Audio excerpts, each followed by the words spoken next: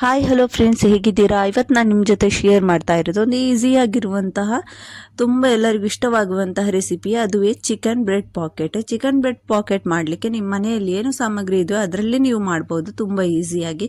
ಬನ್ನಿ ಫ್ರೆಂಡ್ಸ್, ಅದಕ್ಕೋಸ್ಕರ ನಾನಿಲ್ಲಿ ಫಸ್ಟಿಗೆ ಚಿಕನನ್ನು ಬಾಯ್ಲ್ ಮಾಡಿದ್ದೇನೆ, ಗಾರ್ಲಿಕ್ ಜಿಂಜರ್ ಪೇಸ್ಟ್ ಹಾಕಿ. ಅದನ್ನು ಬಾಯ್ಲ್ ಮಾಡಿದ ನಂತರ ಈ ಥರ ಇದನ್ನೆಲ್ಲ ಸೆಪ್ರೇಟ್ ಮಾಡಿಟ್ಟಿದ್ದೇನೆ ನೋಡಿ, ಈ ಥರ. ಆಮೇಲೆ ಅದಕ್ಕೆ ಒಂದು ಈರುಳ್ಳಿ ಹಾಗೂ ಒಂದು ದೊಡ್ಡ ಮೆಣಸನ್ನು ಅಂದರೆ ಕ್ಯಾಪ್ಸಿಕಮ್, ಇದನ್ನು ಸಣ್ಣಗೆ ಕಟ್ ಮಾಡ್ಕೊಳ್ತೇನೆ. ಒಂದು ಈರುಳ್ಳಿ ಹಾಗೂ ಒಂದು ಕ್ಯಾಪ್ಸಿಕಮ್ ಇಲ್ಲಿ ಎಲ್ಲ ತಯಾರು ಮಾಡಿ ಇಟ್ಟಿದ್ದೇನೆ. ಕಾಳು ಮೆಣಸಿನ ಪೌಡರ್, ಜೀರಿಗೆ ಪೌಡರ್, ಹಾಗೂ ಇದು ಕೊತ್ತಂಬರಿ ಪೌಡರ್, ಹಾಗೂ ಸ್ವಲ್ಪ ಗರಂ ಮಸಾಲ ಪೌಡರ್, ಮೆಣಸಿನ ಹುಡಿ ಪೌಡರ್, ಹಾಗೂ ಉಪ್ಪು, ಹಾಗೂ ನಿಂಬೆ ರಸ. ನಮ್ಮಲ್ಲಿ ನಿಂಬು ಇಲ್ಲ, ನಿಂಬೆ ರಸ ಉಂಟು, ಅದಕ್ಕೋಸ್ಕರ ನಿಂಬೆ ರಸ ಹಾಕ್ತಾ ಇದ್ದೇನೆ.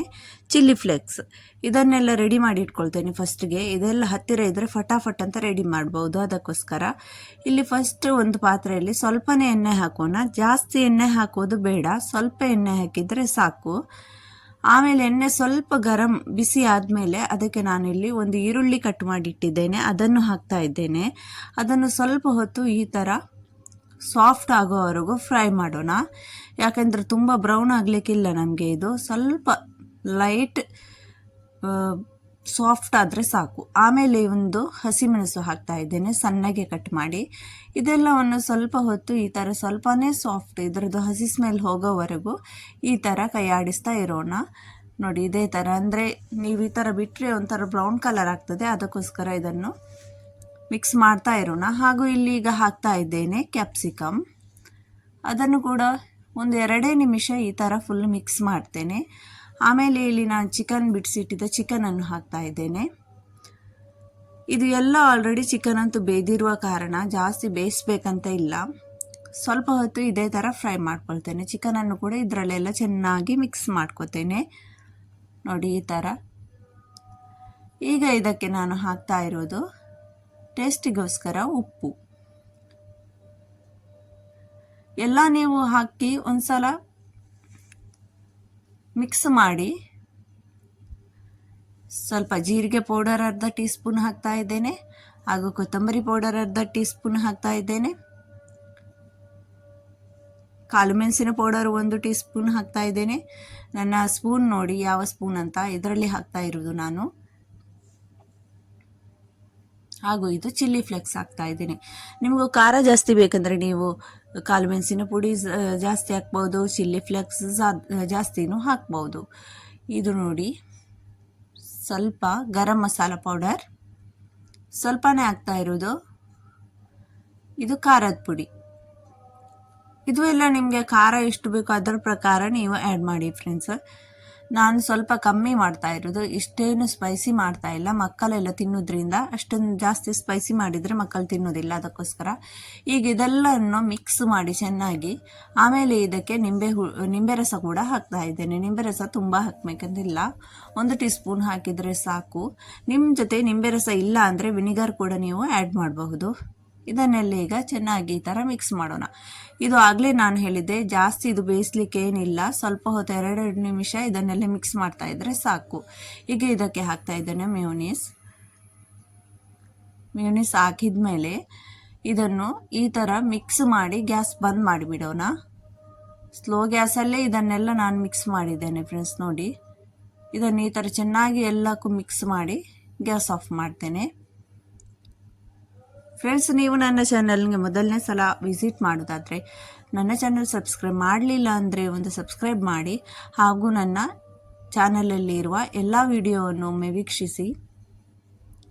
ತುಂಬಾ ಈಸಿಯಾಗಿರುವಂತಹ ರೆಸಿಪಿ ನಾನು ಹಾಕ್ತಾ ಇರ್ತೇನೆ. ಈಗ ಇಲ್ಲಿ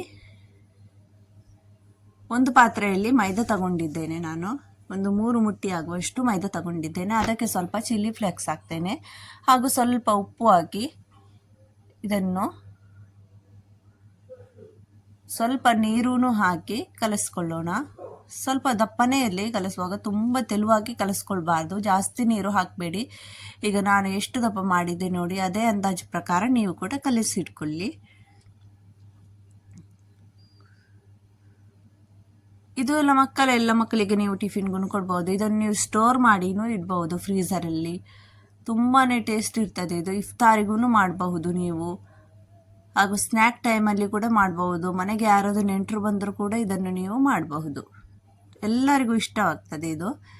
ಅಲ್ಲಿ ನೋಡಿ ಎಷ್ಟು ನಾನು ನೀರು ಹಾಕಿ ಕಲಸಿಟ್ಟಿದ್ದೇನೆ. ಅದನ್ನೀಗ ಸೈಡಲ್ಲಿಟ್ಟು ಬ್ರೆಡ್ಡದ್ದು ಸೈಡದ್ದೆಲ್ಲ ಈ ಥರ ಕಾರ್ನರ್ ಕಟ್ ಮಾಡೋಣ. ಈಗ ಈ ಥರ ಎಲ್ಲ ಬ್ರೆಡ್ಡದ್ದು ಕಾರ್ನರ್ ಕಟ್ ಮಾಡಿದ್ದೇನೆ. ಈ ಕಾರ್ನರ್ನನ್ನು ವೇಸ್ಟ್ ಮಾಡಬೇಡಿ. ಇದನ್ನು ಈಗ ಗ್ರೈಂಡ್ ಮಾಡಿ ಬ್ರೆಡ್ ಕ್ರಮ್ ಮಾಡೋಣ. ನೋಡಿ ಈ ಥರ ಎಲ್ಲ ಕಾರ್ನರನ್ನು ಈ ಥರ ಕಟ್ ಮಾಡಿ ನಾನು ಬ್ರೆಡ್ ಕಾರ್ನ್ ಥರ ಮಾಡಿದ್ದೇನೆ. ನೋಡಿ ಬ್ರೆಡ್ ಕ್ರಮ್ ಮಾಡಿದ್ದೇನೆ ನೋಡಿ. ಆಮೇಲೆ ಇಲ್ಲಿ ಒಂದೊಂದೇ ಬ್ರೆಡ್ಡದು ಪೀಸ್ ತಗೊಂಡು ಈ ಥರ ಚಿಕನನ್ನು ಫುಲ್ ಇದಕ್ಕೆ ಹಾಕೋಣ. ನೋಡಿ ನಿಮಗೆ ಜಾಸ್ತಿ ಏನು ಹಾಕಬೇಡಿ, ಮತ್ತು ಅದು ಜಾಸ್ತಿ ಹಾಕಿದರೆ ತುಂಬಾ ಇದಾಗ್ತದೆ, ಅಂದರೆ ಹೆವಿ ಥರ ಆಗ್ತದೆ. ಅದಕ್ಕೋಸ್ಕರ ನಾನೇನು ಜಾಸ್ತಿ ಆಗ್ತಾ ಇಲ್ಲ, ಸ್ವಲ್ಪ 2 ಬ್ರೆಡ್ಡಿಗೆ ಹಾಕೋದ್ರಿಂದ ಸ್ವಲ್ಪನೇ ಹಾಕ್ತಾ ಇದ್ದೇನೆ. ಆಮೇಲೆ ಇದನ್ನು ಈ ಥರ ಪ್ರೆಸ್ ಮಾಡಿ ಈ ಮೈದಾವದ್ದು ಮಾಡಿಟ್ಟಂತಹ ಬ್ಯಾಟರಲ್ಲಿ ಈ ಥರ ನಾವು ಡಿಪ್ ಮಾಡೋಣ. ನೋಡಿ ಈ ಥರ ಕಾರ್ನರ್ ಕೂಡ ಡಿಪ್ ಮಾಡಬೇಕು. ಆಮೇಲೆ ಈ ಥರ ಬ್ರೆಡ್ ಕ್ರಮಲ್ಲಿ ಇಟ್ಟು ಈ ಥರ ಫುಲ್ ಮೇಲೆ ಆಮೇಲೆ ಸೈಡಿಗೆ ಎಲ್ಲ ಚೆನ್ನಾಗಿ ಇದನ್ನು ಕವರ್ ಮಾಡ್ಕೊಳ್ಳೋಣ. ನೋಡಿ ಈ ಥರ ಸ್ವಲ್ಪ ಪ್ರೆಸ್ ಮಾಡಿ ಈ ಥರ ಪ್ರೆಸ್ ಮಾಡಿ ಈ ಥರ 4 ಸೈಡಿಗೂ ಕವರ್ ಮಾಡ್ಕೊಳ್ಳೋಣ. ಒಂದೊಂದು ತಿಂದರೆ ಸಾಕು ಫ್ರೆಂಡ್ಸ್, ನಿಮ್ಮ ಹೊಟ್ಟೆ ಅಂತೂ ಫುಲ್ ತುಂಬ್ತದೆ. ಇದೇ ಥರ ಎಲ್ಲ ಬ್ರೆಡ್ಡನ್ನು ನಾನು ಮಾಡಿಟ್ಕೊಳ್ತೇನೆ. ನೀವು ಸ್ಟೋರ್ ಮಾಡೋದಾದರೆ ಈ ಥರ ಎಲ್ಲ ರೆಡಿ ಮಾಡಿ ಆಮೇಲೆ ಒಂದು ಕಂಟೈನರಲ್ಲಿ ಹಾಕಿ ಸ್ಟೋರ್ ಮಾಡಬಹುದು. ಈಗ ಇಲ್ಲಿ ಎಣ್ಣೆ ಚೆನ್ನಾಗಿ ಬಿಸಿಯಾಗಿದೆ. ಆಮೇಲೆ ಸ್ವಲ್ಪ ಸ್ಲೋ ಮಾಡಿ ಇದನ್ನು ಎಣ್ಣೆಯಲ್ಲಿ ಬಿಡ್ತಾ ಇದ್ದೇನೆ. ಯಾಕಂದರೆ ಇದು ನಮಗೆ ಹೊರಗಿಂದ ಕ್ರಿಸ್ಪಿ ಹಾಗೂ ಕ್ರಂಚಿ ಆಗಬೇಕು. ಅದಕ್ಕೋಸ್ಕರ ಒಳಗೆ ಎಲ್ಲ ಬೇಯ್ದಿದೆ, ಇದು ಇಂಗ್ರೀಡಿಯೆಂಟ್ಸ್ ಒಳಗೆ ಏನೆಲ್ಲ ಹಾಕಿದ್ದೇವೆ ಅದೆಲ್ಲ ಚೆನ್ನಾಗಿ ಬೇಯ್ದಿದೆ. ಅದಕ್ಕೋಸ್ಕರ ನಮಗೆ ಹೊರಗಿಂದ ಇದೆಲ್ಲ ಸ್ವಲ್ಪ ಕ್ರಿಸ್ಪಿ ಕ್ರಂಚಿ ಆದರೆ ಸಾಕು. ನೋಡಿ ಈಗಂತೂ ಇದು ನಮ್ಮ ಬ್ರೆಡ್ ಚಿಕನ್ ಪಾಕೆಟ್ ರೆಡಿಯಾಗಿದೆ. ತುಂಬಾ ಈಸಿ ಫ್ರೆಂಡ್ಸ್, ನೀವು ಒಮ್ಮೆ ಟ್ರೈ ಮಾಡಿ. ಫಸ್ಟ್ ಟೈಮ್ ಟ್ರೈ ಮಾಡುವಾಗ ತುಂಬಾ ಟ್ರೈ ಮಾಡಬೇಡಿ. ಫಸ್ಟ್ ಟೈಮ್ ಟ್ರೈ ಮಾಡುವಾಗ ಸ್ವಲ್ಪ ಬ್ರೆಡಲ್ಲಿ ಟ್ರೈ ಮಾಡಿ ನೋಡಿ. ಈಗಂತೂ ನಮ್ಮ ಟೇಸ್ಟಿಯಾಗಿರುವ ಚಿಕನ್ ಪಾಕೆಟ್ ರೆಡಿಯಾಗಿದೆ. ಯಾವಾಗಲೂ ನಾವು ಫಸ್ಟ್ ಟೈಮ್ ಟ್ರೈ ಮಾಡುವಾಗ ತುಂಬಾ ತಗೊಂಡು ಮಾಡಬಾರ್ದು, ಸ್ವಲ್ಪ ಇಂಗ್ರೀಡಿಯೆಂಟ್ಸ್ ತಗೊಂಡು ಅದರಲ್ಲೇ ಟ್ರೈ ಮಾಡಬೇಕು. ಅದು ಕರೆಕ್ಟಾಗಿ ಬಂತು ಅಂದರೆ ನೆಕ್ಸ್ಟ್ ಟೈಮ್ ಟ್ರೈ ಮಾಡ್ಬೋದು. ಓಕೆ ಫ್ರೆಂಡ್ಸ್, ನಾನಿನ್ನು ನಿಮ್ಮ ಜೊತೆ ಸಿಗ್ತೇನೆ ನೆಕ್ಸ್ಟ್ ವಿಡಿಯೋದಲ್ಲಿ. ಅಲ್ಲಿ ತನಕ ಟಾಟಾ, ಬಾಯ್, ಟೇಕ್ ಕೇರ್.